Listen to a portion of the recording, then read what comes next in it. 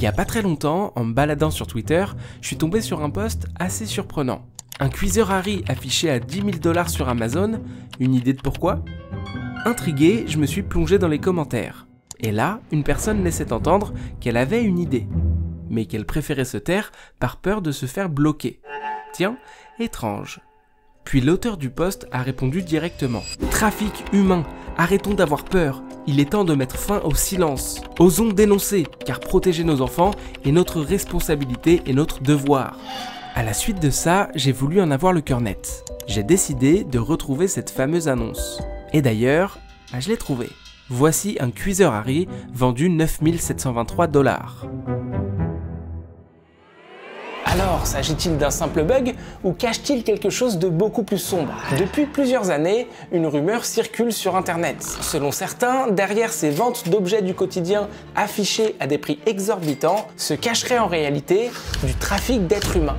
Alors mythe, bug ou véritable pratique criminelle, aujourd'hui, on enquête. Mais les amis, juste avant de rentrer dans le vif du sujet, laissez-moi vous parler de OneState, le sponsor de cette vidéo. OneState est un immense simulateur de vie et c'est surtout le premier vrai jeu de rôle en monde ouvert sur mobile. Tous les joueurs que vous croisez sont de vraies personnes connectées en temps réel sur une seule map géante qui évolue sans arrêt. Et ici, vous êtes totalement libre. Faire respecter la loi en policier, bâtir un empire criminel ou même monter votre propre business. Mais attention, parce que tous les choix que vous ferez auront des conséquences. Ce que j'aime beaucoup, c'est que la ville est ultra dynamique. Entre les factions et les clans créés par les joueurs, il y a tout le temps des conflits de territoire, des alliances, des guerres, bref, c'est infini. Et la dernière mise à jour apporte beaucoup de nouveautés, comme la customisation complète du personnage, avec de nouveaux vêtements, coupe de cheveux ou accessoires, parfait pour créer le joueur qui vous correspond. Avec le nouveau statut de police poursuite, les courses-poursuites sont maintenant encore plus réalistes et tendues, et vous pouvez même utiliser des talkie-walkie pour rester connecté avec vos potes en temps réel. Bref, OneState, c'est une ville vivante qui tourne 24 heures sur 24 où chacun écrit sa propre histoire. Donc si ça vous tente, scannez le QR code à l'écran ou cliquez sur le lien en description pour télécharger le jeu. Et avec mon code KINOUI, vous recevrez 10 000 $ bonus dès le début. Et si vous utilisez mon code KINOUI en parrainage et vous atteignez le niveau 8, vous aurez même 60 000 $ supplémentaires. Petit bonus aussi, le site officiel propose des objets exclusifs qu'on ne trouve nulle part ailleurs. OneState est disponible sur Android et iOS, le lien et le code sont en description, n'hésitez pas et téléchargez le jeu maintenant. Bon, revenons à notre enquête. Tout commence en 2020. Une affaire secoue Internet, l'affaire Wayfair. En juillet 2020, des internautes découvrent que des meubles classiques sont vendus plus de 10 000 $ sur le site américain Wayfair. Des armoires, des commodes ou encore des coussins, tous affichés à des prix exorbitants. Certains internautes font alors un rapprochement troublant. Les noms de certains produits seraient les mêmes que ceux d'enfants disparus. La rumeur explose. Sur Reddit, Twitter, YouTube, des milliers d'internautes affirment que Wayfair cacherait un réseau de trafic d'enfants. Selon eux, l'idée serait de dissimuler la vente d'êtres humains derrière de simples meubles. En apparence, on achète une chaise à 10 000 €, mais en réalité, ce serait une personne qui se cacherait derrière cette transaction. Mais alors, est-ce réel? Des médias ont enquêté, les autorités se sont aussi penchées sur le dossier, et résultat, aucune preuve. Évidemment, Wayfair a totalement démenti et a expliqué que ces prix venaient d'erreurs de catalogue ou de vendeurs tiers. Depuis, ces anomalies ont bien sûr disparu sur le site, mais ce qui est quand même troublant, c'est que ce type d'annonce existe encore ailleurs. Un cuiseur Harry à presque 10 000 $, un câble USB à 5 500 € ou encore un pyjama pour enfants affiché à plus de 35 000 $. Oui, c'est troublant. Et parfois, il n'y a pas que le prix qui choque, puisque la description du produit peut également être étrange. En tout cas, je sais que la description du cuiseur Harry vendu sur Amazon a fait un peu de bruit sur Twitter, car toutes les phrases pouvaient avoir des doubles sens. Bref, tout paraît très bizarre avec cette annonce, mais encore une fois, on ne peut pas tirer de conclusion aussi vite. Donc la meilleure façon de comprendre, c'est d'enquêter. J'ai d'abord essayé de voir comment expliquer ces prix délirants. J'ai mené ma petite enquête et 3 hypothèses principales reviennent. Première explication, les erreurs de prix. Sur eBay, 5 millions de nouvelles annonces sont ajoutées chaque jour. Amazon compte plus de 600 millions de produits listés. Et rien qu'en France, 800 000 annonces sont postées sur Le Bon Coin tous les jours. Et donc, avec une telle masse et une telle activité, des erreurs, ça arrive forcément. Un vendeur qui tape un 0 en trop ou un bug de catalogue qui multiplie les prix, c'est possible, c'est un fait. Maintenant, c'est vrai que tomber sur un pyjama affiché à 35 000 €, ça a quoi de surprendre un peu, hein, et soulever quelques questions. Deuxième explication, certains vendeurs gonflent volontairement leur prix quand ils n'ont plus de stock. Tiens, prenons un exemple. Un vendeur de Cuiseur Harry se retrouve en rupture. Il a alors deux options, soit retirer son annonce, soit la laisser en ligne mais l'indiquer comme indisponible. Problème, dans les deux cas, il perd son référencement, sa visibilité, ses avis et tout l'historique de son annonce. Pour contourner ça, certains vendeurs choisissent alors une autre méthode, augmenter le prix de manière complètement absurde, parfois jusqu'à plusieurs milliers d'euros, comme ça l'annonce reste active, mais personne ne l'achète. Et donc c'est potentiellement ce qui explique pourquoi ce Cuiseur Harry est affiché à près de 10 000 $. Si ça se trouve, quand je retournerai sur cette même page dans un mois ou deux, le prix sera redevenu normal. Mais bon, encore une fois, c'est une hypothèse, là on n'est sûr de rien. Troisième explication, le blanchiment d'argent. C'est une technique connue des cybercriminels, vendre un objet banal à un prix astronomique qu'un complice achète avec de l'argent sale. En faisant ça, la transaction apparaît alors comme légale. Et ça, c'est du concret, hein. Le blanchiment via les marketplaces existe réellement et c'est beaucoup plus courant que ce qu'on pourrait imaginer. Donc là, on a selon moi les trois principales explications possibles à ces prix délirants. Mais maintenant, revenons à ce qui nous a interpellés dès le départ. Pour comprendre cette affaire, il faut prendre un peu de recul et se poser une question essentielle. Déjà, est-ce que le trafic d'êtres humains existe réellement? Et malheureusement, sans trop de surprise, la réponse est oui. Dans certains pays, des réseaux organisés exploitent la misère, les migrations, les conflits, pour réduire des hommes, des femmes, des enfants en esclavage moderne. Ça existe, ça se pratique, et ça représente un marché criminel gigantesque aux côtés du trafic de drogue et du trafic d'armes. En ligne, ce trafic passe par des canaux beaucoup plus discrets, des forums fermés, des applications chiffrées et bien sûr, le dark web. Vous le savez, avec toutes les enquêtes et les vidéos que j'ai sorties sur le dark web, je commence à avoir infiltré pas mal de ces recoins sombres. Et j'y ai d'ailleurs déjà croisé des annonces très étranges. Par exemple, un jour, je me rappelle être tombé sur un site qui proposait de louer une personne. On pouvait littéralement payer pour avoir un ami le temps d'un instant, pour jouer à la console, faire du shopping ou même pour nous accompagner à une soirée. Mais ça allait encore plus loin, puisqu'on pouvait aussi payer pour qu'une personne fasse semblant d'être en couple avec nous sur une durée définie. Alors sur le moment, ça peut paraître presque inoffensif, mais en réalité, rien ne nous prouve que ces personnes sont là de leur plein gré. Et si en réalité, elles étaient forcées par quelqu'un, ou même par une organisation complète, à se vendre de cette manière? Ce serait un type de trafic d'humains. En continuant mes recherches, j'ai aussi découvert l'univers des faux castings. Dans certains pays de l'Est de l'Europe, il existe une arnaque en ligne assez courante avec des annonces alléchantes qui promettent une grande carrière de chanteuse ou de danseuse. Les victimes répondent à l'annonce, signent des contrats dans des langues qu'elles ne comprennent même pas, et à partir de là, c'est terminé. Elles sont envoyées dans d'autres pays où les lois sont corrompues, puis exploitées, et même revendues aux enchères sur des sites du dark web. Bref, le trafic d'êtres humains est sans doute la chose la plus horrible et inhumaine que j'ai pu croiser en faisant mes recherches sur le dark web.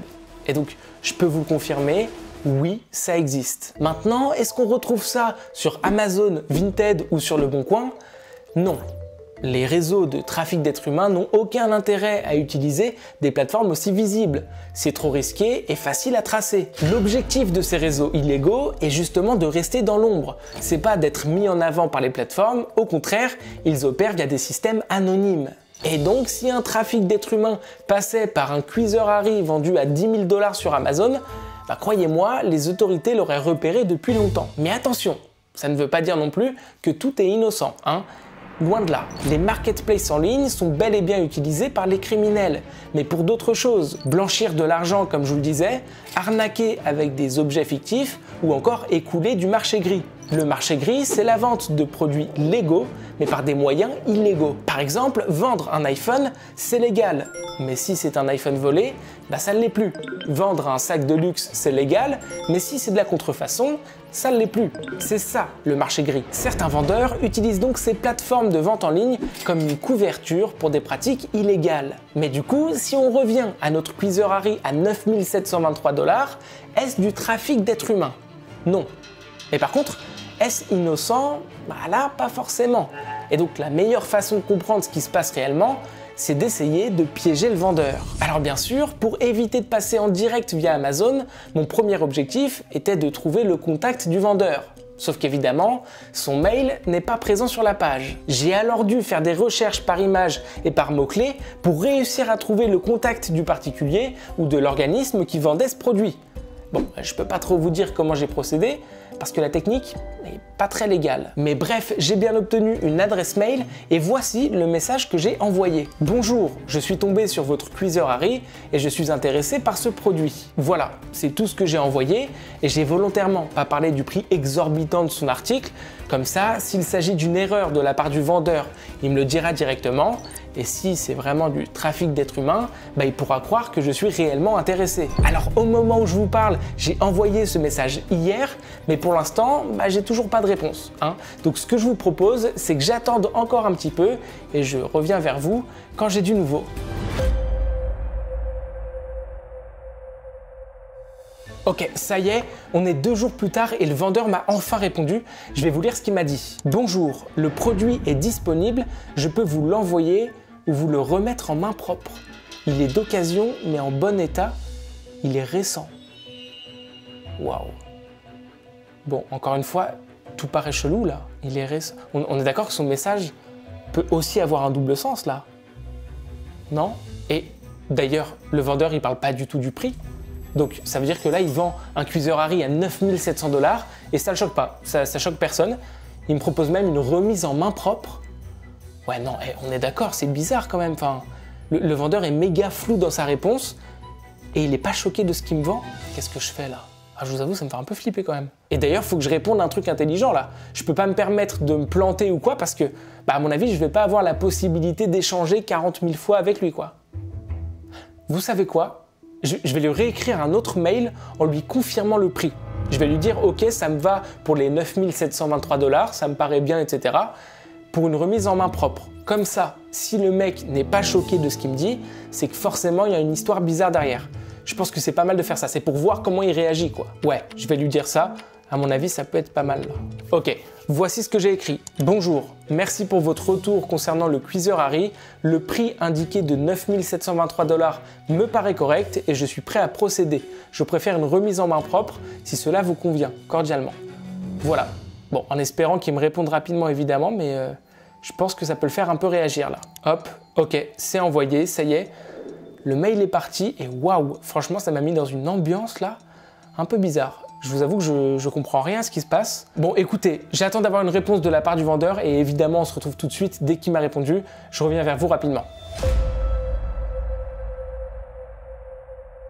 Ok, je suis de retour. On est un peu plus tard dans la journée et donc j'ai bien reçu un nouveau message du vendeur. Je vais vous lire tout de suite. Désolé pour la confusion. Il s'agit simplement d'une erreur lors de la mise en ligne. Le prix a été converti automatiquement dans une mauvaise devise. En réalité, le Queezer coûte 70 $. Cela vous conviendrait? Voilà, donc je suis un peu rassuré. Je vais pas vous mentir, je suis vraiment content de lire ça. Parce que du coup, c'est une erreur de sa part. Donc, pour résumer, et le message du vendeur là nous le confirme, derrière ce Queezer Harry hors de prix, il n'y a pas de trafic d'êtres humains. Alors oui, je sais, tout paraît très bizarre et suspect depuis le début, mais c'était juste un hasard. Par exemple, la description chelou du produit sur Amazon, c'est juste une mauvaise traduction. Le premier mail qu'il m'avait envoyé n'avait en fait pas de double sens. Mais alors, qu'en est-il pour le prix affiché à 9 723 $? Eh bien justement, je pense avoir compris précisément d'où venait le problème. Les Queezer Harry comme celui-ci sont très utilisés et vendus au Japon. Ça vient de là-bas, et au Japon, la monnaie c'est le yen. Et j'ai fait un petit calcul pour vérifier, et justement, j'ai compris que c'était effectivement une erreur de devise de la part du vendeur, puisque 9 723 yens, ça fait à peu près 70 $. donc le prix que le vendeur m'a indiqué ensuite par mail, ce qui fait que ça correspond tout à fait. Le vendeur s'est juste trompé de devise en rentrant sur le site. Au lieu de mettre 9723 yens, il a rentré 9723 $ sur le site. C'est tout. Alors, encore une fois, sur les sites de vente en ligne, il peut y avoir une arnaque, une fraude ou un réseau de blanchiment d'argent, mais par contre, il n'y aura pas de trafic d'êtres humains. Ça n'existera que sur des réseaux anonymes et protégés, mais pas sur Amazon ou Vinted, quoi. Après, si un jour vous tombez sur une annonce qui vous paraît suspecte, n'hésitez pas bien sûr à la signaler auprès de la plateforme. Ça coûte rien et puis elle agira forcément en conséquence. Waouh, quelle enquête. En tout cas, j'espère vraiment que ça vous aura plu et j'espère surtout que ça vous aura rassuré, puisqu'en faisant mes recherches là pour cette vidéo, je me suis rendu compte au final que beaucoup de personnes craignaient un petit peu de voir comme ça des trafics d'êtres humains arriver sur Amazon, Vinted et tout. Comme vous le voyez, ça risque pas d'arriver sur ce genre de plateforme. Dites-moi ce que vous avez pensé de cette vidéo en commentaire. N'oubliez pas non plus de mettre un like si vous voulez d'autres enquêtes comme celle-ci. Je pense qu'il y a d'autres sujets à aborder comme ça qui peuvent être intéressants. Et puis moi je vous laisse maintenant et je vous dis à très vite pour une prochaine vidéo. C'était Kinui. Ciao tout le monde. Kinui.